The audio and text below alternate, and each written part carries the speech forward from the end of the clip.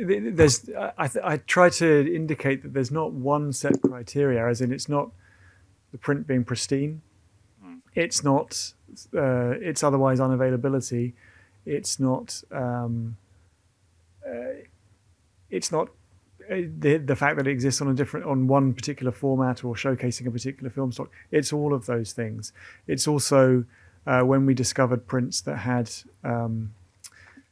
a particular story to them. So The Man Who Knew Too Much. So the criteria is varied. I think it's really wanting to show that variety, and that the experience of watching film, as I think we've all said, every single print you watch is a unique experience.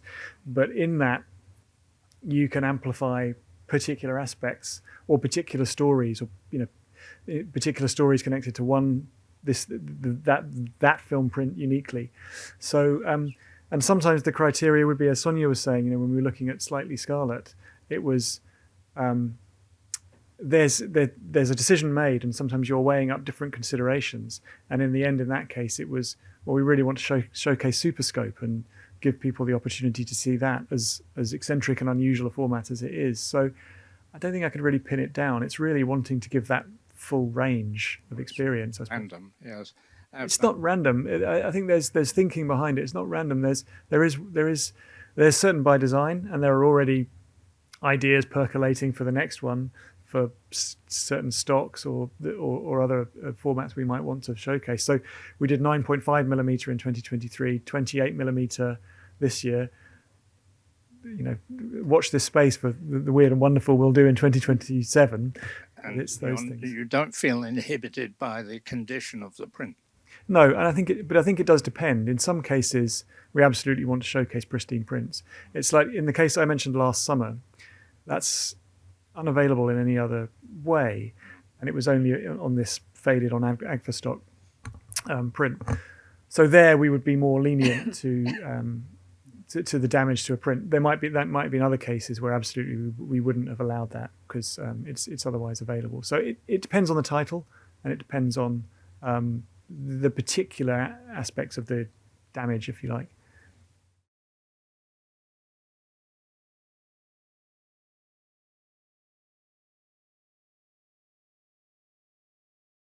I think it's reflective of it being a festival, really. So the ticket cost is kind of like in line with other BFI festivals, and I think it is like the volume of work and also how time-consuming this is, and this very uniquely does take a huge amount of time. That 2 years lead time is really, really necessary in the fact that we're already thinking about, right, if we were to do it again, I'm not going to say we are or not, that it does take two years of work. This is quite an expensive festival to put on, I'd say. And you might have noticed that there isn't kind of any kind of like sponsorship attached to this festival, like there is with other festivals as well.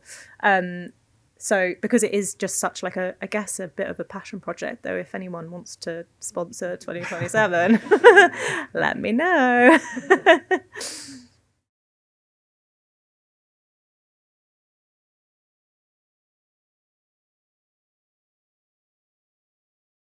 I can talk to the logic of showing it once, given that we were working to the days that were allocated to the festival.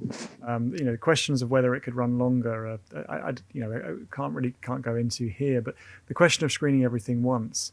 First of all, some of these prints, they're in the condition where we might not want to give them multiple outings. There's that. But it is a tough decision, and I accept that often there were clashes and people couldn't see everything they wanted to. So at one stage, we did consider, well, we have these 3.5 days basically to fill the program. We could show everything twice. It would cut down the number and the variety of the offers, the films on offer. It was also, I sometimes would liken it to a music festival where you have to make those hard choices, and somehow that adds to the uniqueness, the specialness. The hard decision is part of the experience of the festival. I do accept that there were clashes that were unfortunate, and maybe something to look at if and when we do it another time, whether there were certain clashes which were more more avoidable than others. But on overall, I think it's given the number of days we had and the parameters that were set, to screen everything twice would have meant cutting down the program so much it wouldn't have had that variety and that excitement. And hard decisions had to be made by the audience as to what to see. But I accept that.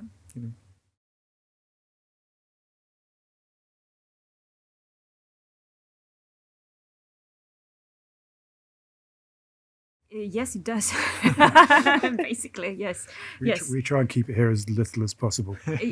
Well, on this in South Bank, it stays. It only stays for the time it takes to do the dry run and the screening with the curators, and then it goes back. That careful filing that you showed us. But when we look at it, when we bring it over from Warwickshire to the conservation centre in Berkhamsted, it can stay a little bit longer because we have the facilities to keep it for longer. But ultimately, if there's going to be a number of weeks or months between the time we inspect it, then do the rehearsal and the festival, then it's better for it to go back to its optimal conditions. Dom, do you want to say about the storage while it's here? Yeah, I mean, we do have certain kind of a climate-controlled vault at South Bank as well. But like I say, it's better to keep these prints either at Berkhamsted or in Gaydon in Warwickshire.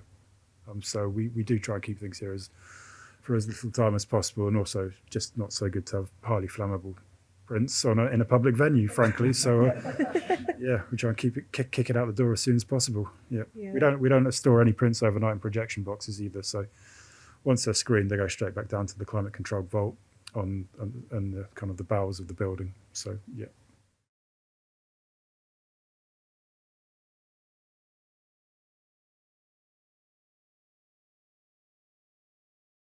It's a question for our colleagues in the program department, really, and the year-round programming. I think it's definitely feasible. It's whether those prints fit in with year-round programming, and there's so much we want to show. And BFI has such a hugely diverse program as it is. I think for me, from like a festival perspective, that's being able to see the film is one thing. So the presentation style being within this weekend is something kind of entirely different. So I wouldn't want to say that you'll get the same experience if you see it as part of the year-round Film on Film program as you would if you came to Film on Film Festival. And I think that's like really kind of vital. But if the print is projectable, the resource is there, and also year-round programming team want to show it, there's no reason that things wouldn't get shown again, for example, like 2001. So it's interesting. It's difficult to anticipating which are going to be the very popular screenings, and as it proved, you said so many things sold out. It was pleasant surprise that things did sell out so quickly, and it can be difficult to anticipate. I wonder if we'd screened Slightly Scarlet outside the festival in weekend, whether it would have had the audience it had. I doubt it. So, I mean, maybe there's something to look at if there's particular prints, but there were 106 different across it. Which ones do we select to screen again? It's a difficult. I think it's unlikely that we'll get to screen Star Wars. Yeah. That's what we managed to do too. We had some responses saying, "Oh, now it's out," as though we had been guarding this print and refusing to allow it out. And that now the BFI have done this, surely they can do it again, but not understanding the world of rights. We probably have made it more likely that it will be screened elsewhere, but I still think it's not that likely. But one of the other quite interesting things, having worked on digital and film print kind of festivals now, is that one of the tasks you do with a digital festival is you look at the uptake of ticket sales in various screens, and you can often move things around. It might be that you have to get in touch with the distributor to ensure that you can show something in a different screen, but we could not show Nitrate anywhere but NFT1. So there was, even if there was a real kind of like uptick in something happening at the same time in NFT3, we could not switch those around to allow for more tickets, which in itself is really exciting. It's like we were we're restricted by the equipment that we have available to us. And for me, it's that kind of like problem solving that is really special about working with print. There's no easy fix to anything, like, oh, we're sort of doing projection on 8mm with something that is not designed for cinema projection. Now I'm having to hand wind it to ensure that the film still gets projected. When I saw that happening, I was like, I'm just going to not worry about it. They look like they know what they're doing. I won't go and disturb them. Yeah, we're also, unfortunately, in this venue, we're kind of lacking a kind of a 250 seat screen, I think. What we've got two kind of 110, 120 seat screens in NFT2 and NFT3. And what we really need is a big one, but unfortunately, we all know the story of the BFI trying to leave this place for decades and failing. So we are where we are. We've just got to make do, unfortunately. And yeah.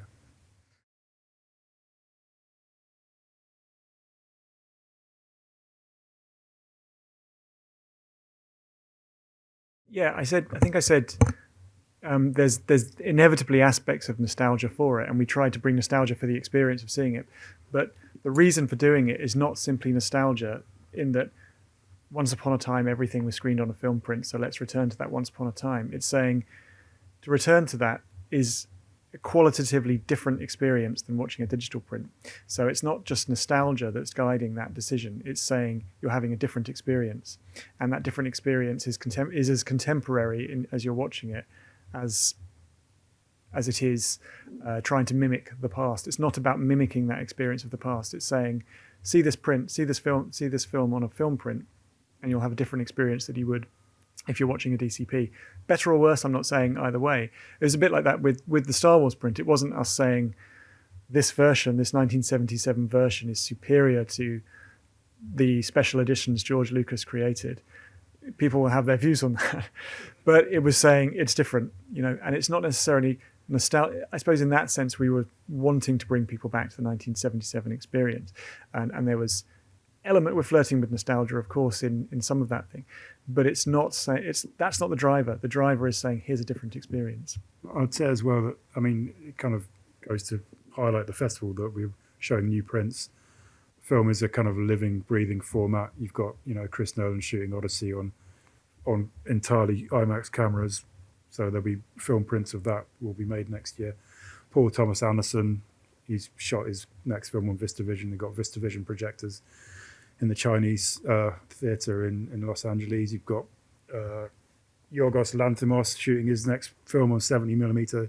It is a living, breathing format, and I guess we can highlight that with the Film on Film Festival by showing old prints and to a certain extent showing new prints with the 1570 of 2001. But I guess film is not dead. Definitely not. It's having a moment.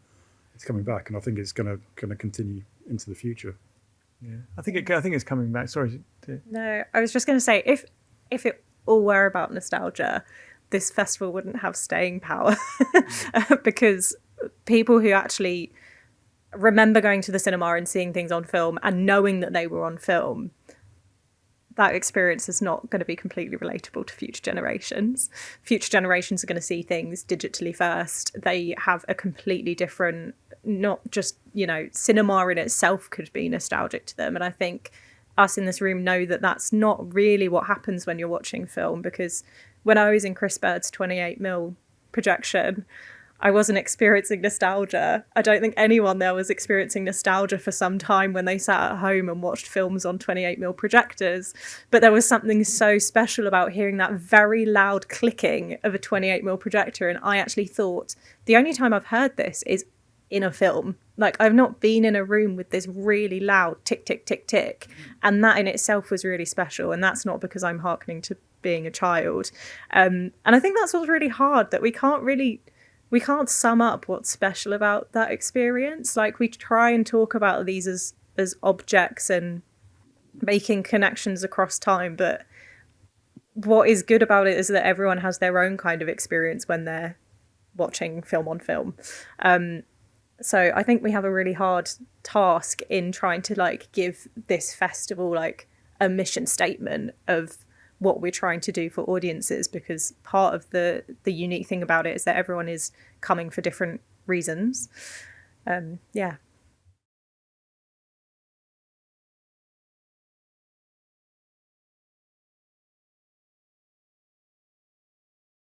I think actually, Dom, you said we might get one more outing for Chien Andalou. I'm not sure we would give that another outing. Yeah, I mean, generally we like to think we don't damage prints when we show them.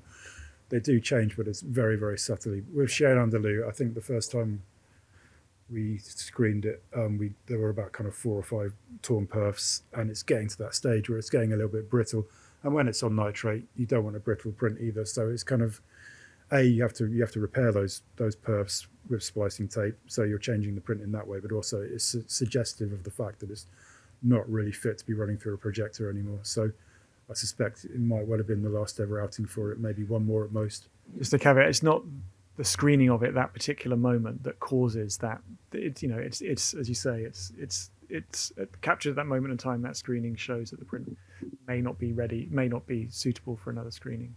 But any handling of any print, you're doing very, very sort of minor damage. I mean, it's actually quite a violent process pulling a bit of plastic through a projector. The print's starting and stopping 24 times a second. So I mean, that is going to cause some strain to the perforations. And if it's a 90-year-old print, then you can see that it might have more lasting damage. But generally, we're very, very careful in how we project films, and we don't do kind of long-term damage. No tram lines and that kind of thing. Although, I mean, it does happen very occasionally. You have snapped prints. I'm sure, as you're all members, you'll have seen a kind of occasional snapped print at the BFI. It's not that it's never happened. Also, I mean, last summer was another interesting example because I spoke about how rare that is. We didn't want to. One of the things involved in the research was ascertaining what material is held elsewhere. So not wanting to be irresponsible and screen something that might lead to. So we did that. We also scanned it ahead of the screening. So we felt comfortable with going ahead with the screening on that basis. I think we had the same 2 years ago when we screened The Swimmer, Frank Perry as well, which had a slightly quite a high shrinkage rate, and it was, I think, in the introduction, I seem to remember that we had to tell people that this was very much a last chance to see that print, because the next time we might want to screen it, that shrinkage will be over the limit that we'll safely be able to screen it. So I don't know, maybe we need to rename the festival the Last Chance to See. There's a strand for 2020. Yeah. Last Chance Saloon. Yeah. I mean, there's already kind of magenta bias is a thing that's out there. I mean, that's probably the thing that's most damaging to prints in the future. The fact that acetate prints and Eastman colour stock just doesn't last. I think that's probably going to be more limiting of what we can actually project in the festival than anything else, actually, because people can cope with a few splices, a bit of dirt, a few scratches, but I don't know, people can't cope with colour loss. And we did have a look at some prints. I think Pink Floyd, for one, it was kind of close to being programmed, but because it sounded so great, because it was on 6-track mag. It was a 70mm print, but it was no longer Pink Floyd. It was kind of Brown Floyd. There was no real colour left. There was a little bit of green in some of the grass, but not much really. It just reached that point where we just didn't think it just didn't look good enough. Yeah.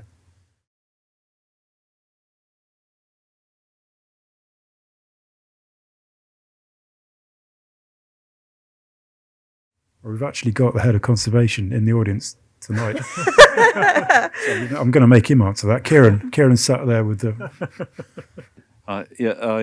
Well, you should have been here for our Around the World in 100 Prints presentation, but it's probably sold out. You have a very fine memory.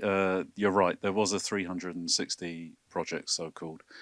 A very personalised list in a way by the renowned keeper of fiction film at the BFI for many decades, David Meeker, and they actually those prints were really reserved to be run in this cinema when it was the Momi cinema, more or less. I used to come as a punter in the late 90s, I suppose, to see Throne of Blood and Rock and His Brothers in these incredible kind of show prints. So that was an inspiration for us. That was a lottery-funded program that we carried out between 2017 and 2023. Because of COVID, we were allowed a year's grace, and we created just over 100 new prints, several of which have premiered at the 2 Film on Film festivals. the shortest way I can answer about how titles are on the list is it's partly a selection, a sort of conscious selection. We updated to some extent David's 360 list because the intervening 20 years meant that we could extend. So I think the Headless Woman is the latest film that's on that we got a new print made for the collection. But there's also, it's very practical, pragmatic. There's not always good elements to print from for titles that you would like, or they're not readily available. So we would then have to make a different choice, maybe a different film by the same director or same company or same genre, but it also led to some incredible things. So Voyage to Italy that showed in Film on Film this year is made directly from the camera negative, which is just an astonishing thing to see and hear. So that's very briefly about the new prints. In terms of our practice at the archive, we are still running a black and white film processing lab at the Conservation Centre and intend to do so. We create new film elements as part of our conservation work when we can, and when we're sponsored to, primarily by the Film Foundation. So there's many ways in which new prints can be acquired for the collection.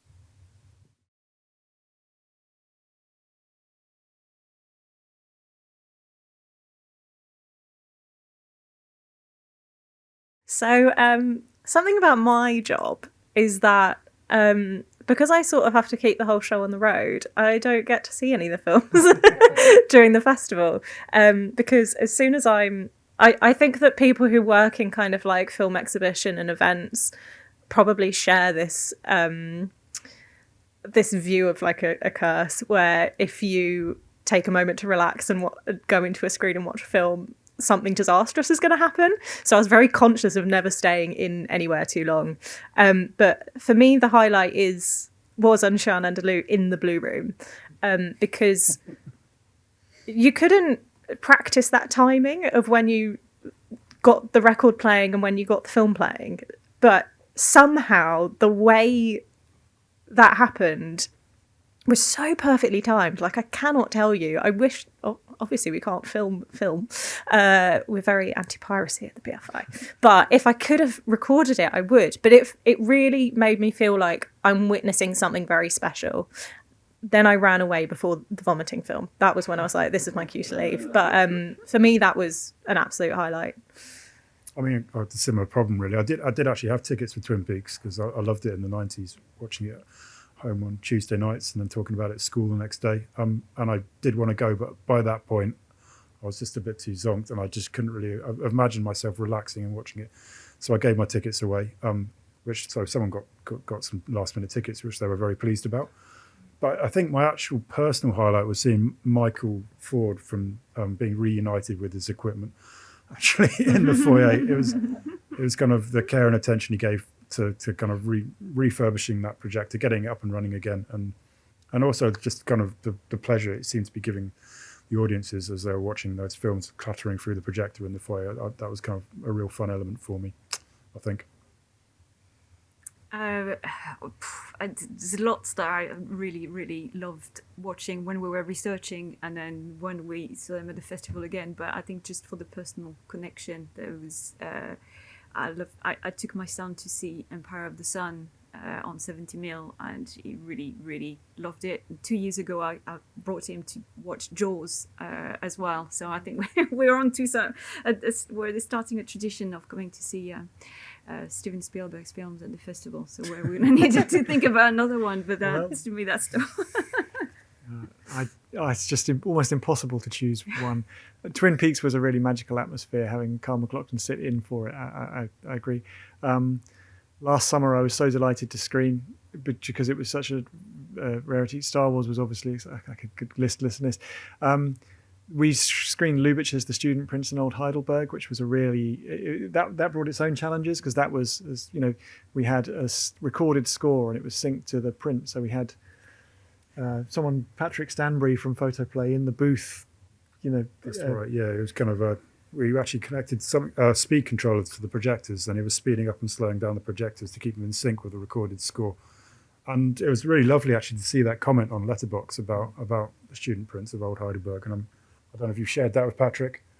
No, I will. I think he'd love to see that. And we used to do photoplay production stuff quite a lot in the old days, and it was the first time we've done it since about 2015. So yeah, that was a really lovely moment. That was special. I think that one thing that we in the Kubrick screenings, we saw The Killing. We watched that film numerous times on numerous different prints to get to that point. And I introduced it and thought, I'll stay for the 5 minutes to see what the reaction will be, and got completely drawn in, and there was a real palpable atmosphere in the screening. So that told me that you do all this research, you do all the research screenings, and then actually watching it with an audience can bring so many extra elements to it. So that was, thought I do not need to see this film again for some time. And as it started, absolutely, I'm here for the duration. So that was probably my highlight. Yeah. I think, just to add, I think it was also seeing all our colleagues just in their absolute element, because this festival really relied on a lot of people, more than any other festival. This was like such a BFI baby, bringing this to life. So like seeing the queue for the handling film outside the atrium, and all those staff that don't usually interact with people at the South Bank, just getting to sort of do their thing.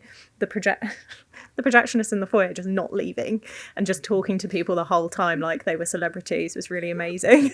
And then, we had like a collection in the Mediatek, and we had the library that was just, they were like, right, we're hosting these events, but actually we want to talk to people beyond that.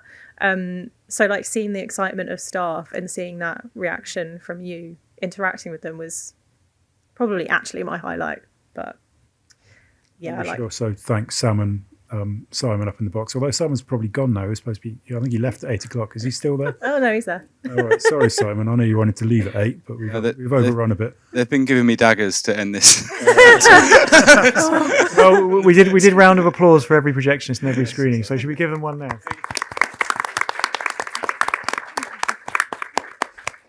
Thank you all. Thanks.